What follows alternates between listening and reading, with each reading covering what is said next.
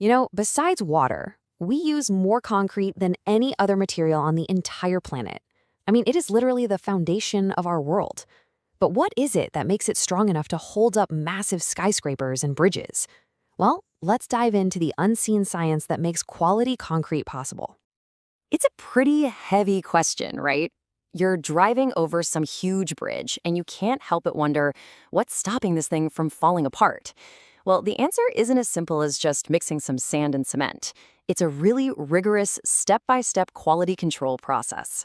So today we're going to pull back the curtain on that whole protocol that keeps our world standing strong. Okay, so everything starts way, way before a single drop of concrete is ever poured. It all begins in the design phase with what's basically a master recipe. And this recipe is engineered for a very specific job. This isn't just a shopping list of ingredients, it's a super precise formula that's going to determine the strength of the entire structure. This whole process is called the mix design, and you can think of it like the concrete's DNA. Seriously, if this recipe is off, even by a little bit, the whole structure is compromised right from the start. Its accuracy is totally non-negotiable because it's what dictates the final strength and how long it's all going to last. So, what's actually in this stuff? Well, the core ingredients are surprisingly simple. You've got cement, which is basically the glue that holds everything together. Then you have aggregates, that's your sand and gravel, and they provide the real strength. Water is the catalyst, it's what kicks off the chemical reaction. And then you have these things called admixtures. They're like special ingredients you can add to get different results, like making it set faster or flow a bit easier. All right, let's head out of the lab and onto the construction site. Because look, having a perfect recipe on paper is totally useless if you can't make it happen in the real world. So the minute that concrete truck rolls up, a whole new phase of quality control kicks into gear. This is really where the rubber meets the road. The clean, controlled environment of the lab gives way to the heat, the cold, the mud, all the unpredictable conditions of a real job site. And so engineers have a whole series of critical checks they have to do to make sure the concrete that shows up is the exact same quality as the one they designed. Before they even think about pouring, there's a critical checklist. First, they do something called a slump test, which checks the concrete's consistency. Is it too watery or is it too stiff? Next, they check the formwork. That's the mold that's going to hold the concrete shape. It has to be perfect. And finally, they check the placement of all the rebar.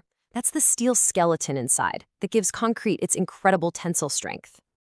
And this is that slump test. It's so simple, it's kind of brilliant. You just fill this special cone with a sample of the fresh concrete, you lift it straight up, and then you measure how much the concrete blob slumps down. This little test tells you if the water to cement ratio is right on the money. And why does that matter? Well, if it slumps too much, it's too wet and it'll be weak. Too little, and it's too stiff to get into all the corners, which creates weak spots. It's a super quick test that has huge consequences. So, the mix is right, a site is prepped and ready. Now it's time for the main event, actually placing the concrete. And this is where skill and technique are absolutely everything. First up is casting, which is just the actual pouring of the concrete. The goal here is a nice, continuous, even flow. And you want to place it as close as possible to its final position. This is really important because it stops the heavier stuff, like the gravel, from sinking to the bottom, which would create weak spots. Okay, now for a step that is absolutely critical, vibrating. As you pour concrete, you trap thousands of tiny air pockets. So a special vibrator gets stuck down into the wet concrete to literally shake all those bubbles out. This makes sure the mix gets really dense and compact. If you skip this, you end up with a hidden honeycomb of weak spots inside the structure. No good. And finally, we have the finishing. Once the concrete is poured and it's all compacted, the surface gets carefully smoothed out and leveled. And trust me, this isn't just about making it look nice. A proper finish actually seals the surface, which makes it way more durable and resistant to all kinds of wear and tear. So the concrete is poured, it's finished, you'd think the job's done, right? Nope, not even close. In fact, one of the most crucial phases is just getting started. A lot of people think concrete hardens by drying out, but the reality is actually a lot more interesting than that. It's a process called curing. See, concrete doesn't get strong by drying out like paint does. It gets strong through a chemical reaction called hydration, and that reaction needs water to happen. So, curing is just the process of carefully managing the temperature and moisture to make sure that reaction can keep going, allowing the concrete to reach its full designed strength over days and sometimes even weeks. And that really brings us to the core message here. Every single step we've just talked about, from that initial mix design all the way to the final cure, is a critical link in a chain. If you skip or rush even one of those steps, you fundamentally weaken the final product, and that just increases the risk of failure and really expensive repairs down the line.